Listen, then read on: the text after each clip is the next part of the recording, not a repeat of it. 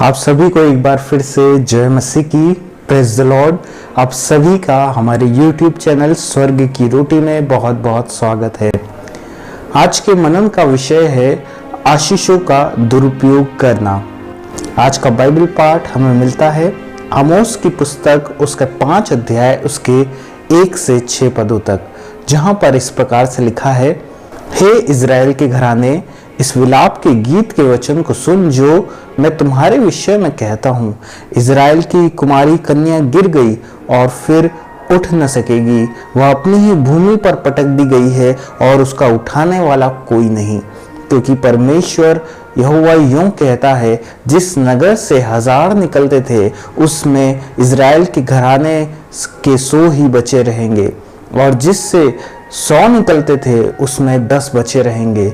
यहोवा Israel के घराने से यूं कहता है, मेरी खोज में लगो तब जीवित रहोगे। बेतेल की खोज में न लगो, न गिलगाल में प्रवेश करो और न बेशर्बा का जाओ, क्योंकि गिलगाल निश्चय बंधुआई में जाएगा और बेतेल सूना पड़ेगा। यहोवा की खोज करो तब जीवित रहोगे, नहीं तो वह यूसुफ के घराने पर आग के समान भड़केगा और वह उसे भस्म करेगी, और बेतेल में कोई उसका बुझाने वाला न होगा। आइए हम वचन में जाने से पहले प्रार्थना करें।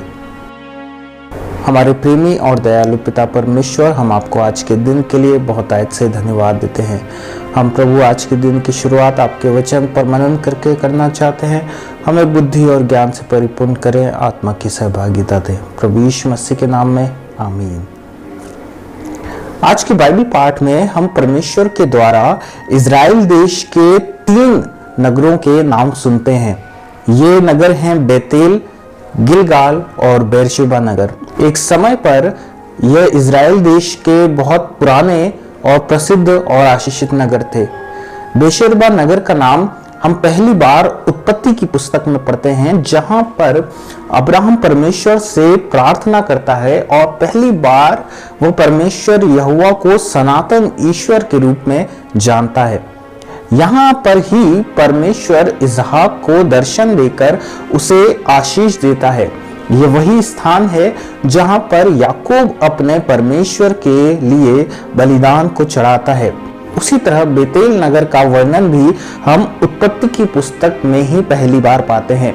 बेतेल का अर्थ होता है ईश्वर का भवन। यह वही नगर है, वही स्थान है जहां परमेश्वर ने याकूब को दर्शन दिया था और वहीं उसको आशीष भी दी। यह वही स्थान है जो हमें परमेश्वर की अलौकिक उपस्थिति का प्रगटीकरण करता है। गिलगाल नगर का वर्णन हम सबसे पहले यहोशू की पुस्तक में पाते हैं। इसी नगर में वह प्रसिद्ध स्मृति के 12 पत्थर रखे गए थे। यहीं पर उन्होंने पहली बार प्रतिज्ञा देश में फसह का पर्व मनाया था। यरदन नदी को पार करने के बाद यही स्थान था सबसे पहला कि उन्होंने जहां पर मिलाप वाले तंबू को खड़ा किया था और परमेश्वर को बलिदान चढ़ाए थे। अहाब राजा के समय इस नगर में बहुत से नबी भी रहते थे। देखा जाए तो ये तीनों नगर एक समय में इजरायलियों के लिए परमेश्वर की आशीष के रूप में थे, परमेश्वर की उपस्थिति के रूप में थे, परमेश्वर की आराधना के रूप में थे। लेकिन अफसोस, आमोस नबी के समय आते तक ये तीनों नगर अब श्रापित बन चुके थे। इन तीनों नगरों में अब पराये देवता की मूर्तियां बनाकर उनकी आराधना की जा रही थी, उन्हें बलिदान चढ़ाए जा रहे थे। उन लोगों ने जो स्थान परमेश्वर के थे वो सभी स्थान अब पराये देवताओं के हाथों में सौंप दिए थे। इसलिए आज परमेश्वर आमोस नबी के द्वारा उन लोगों से ये कह रहा है कि बेतेल की खोज में न लगो, न गिलगाल में प्रवेश करो और न बेरशेबा को जाओ, क्योंकि गिलगाल निश्चय बंधुआई में जाएगा और बेतेल सूना पड़ेगा। आज परमेश्वर उनके पाप के कारण उन नगरों पर दंड की आज्ञा सुना रहा है। प्रियों, कई बार हम भी परमेश्वर से अपने जीवन में बहुत आशीषों को मांगते हैं, पर जब हमें वो आशीषें मिल जाती हैं तब हम उसका उपयोग किस तरह से करते हैं? क्या हम उसका उपयोग करते हैं या हम उसका दुरुपयोग करते हैं? मैं नहीं मानता कि कोई वस्तु या धन ही परमेश्वर की आशीष है। पर यदि परमेश्वर ने आपको कोई वस्तु जैसे कोई मोबाइल या टीवी या आपको कोई गाड़ी दी है, और यदि परमेश्वर ने आपको अच्छा स्वास्थ्य भी दिया है या एक भरा पूरा परिवार भी आशीष के रूप में दिया है, लेकिन अगर हम उन आशीषों का उपयोग सही तरीके से नहीं करते हैं तो हम उन आशीषों को अपने जीवन में श्राप बना लेते हैं। हम दाऊद के उदाहरण को देखें। दाऊद परमेश्वर के अभिषेक से परिपूर्ण किया गया। क्यों? क्योंकि वो राज्य को संभाले, वो गोलियत जैसे दुश्मनों को मार गिराए, वो राज्य को बढ़ाए आगे। पर वो उस आशीष का उपयोग क्या कर रहा है? वो उस आशीष का उपयोग हित्ती उरिय्याह की पत्नी के साथ व्यभिचार करके अपने ही शूरवीर हित्ती उरिय्याह को मारने की योजना बना रहा है। उसकी योजना तो अपने राज्य को विकसित करने की होनी चाहिए थी, पर अब वो हित्ती उरिय्याह की मौत की योजना बना रहा है। परमेश्वर के अभिषेक की आशीष को बेहतर कार्य में लगाने के बजाय उसके किसी की हानि के लिए दुरुपयोग कर रहा था। अंत में वही आशीष उसके लिए श्राप बन गई और उसका पूरा परिवार तलवार से बुरी तरह नष्ट हो गया। हम सिमसोन के उदाहरण को देखें। परमेश्वर ने असीम सामर्थ्य से उसको परिपूर्ण किया, उसको अभिषेक किया ताकि फिलिस्तीनियों को अपने राज्य पर हमले करने से उसे रोक सके और अपने भाई बंधुओं को उनसे आजाद करवा सके।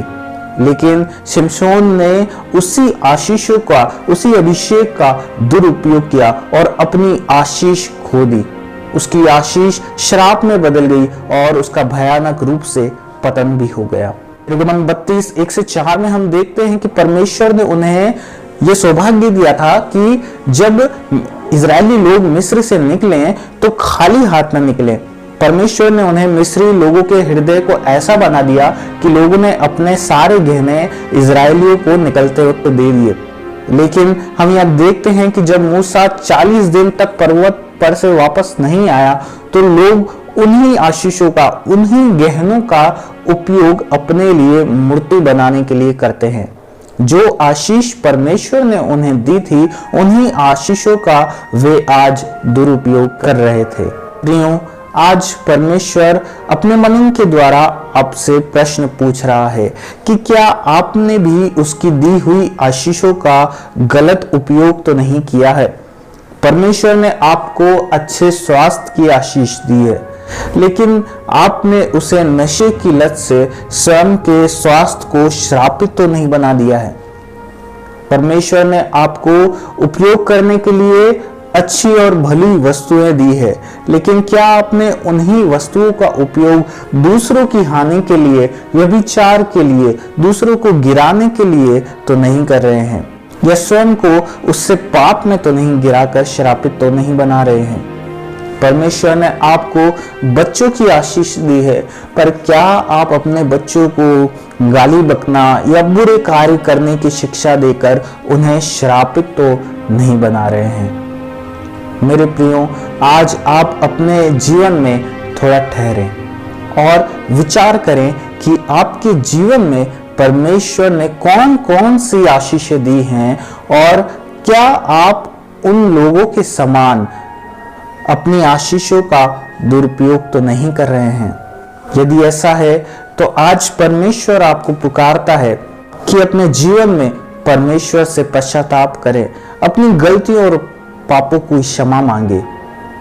कहीं ऐसा ना हो कि परमेश्वर का न्याय और दंड उन लोगों के समान हम पर भी आ पड़े। परमेश्वर इस वचन के द्वारा हम सबको आशीष दे। आइए हम प्रार्थना करें।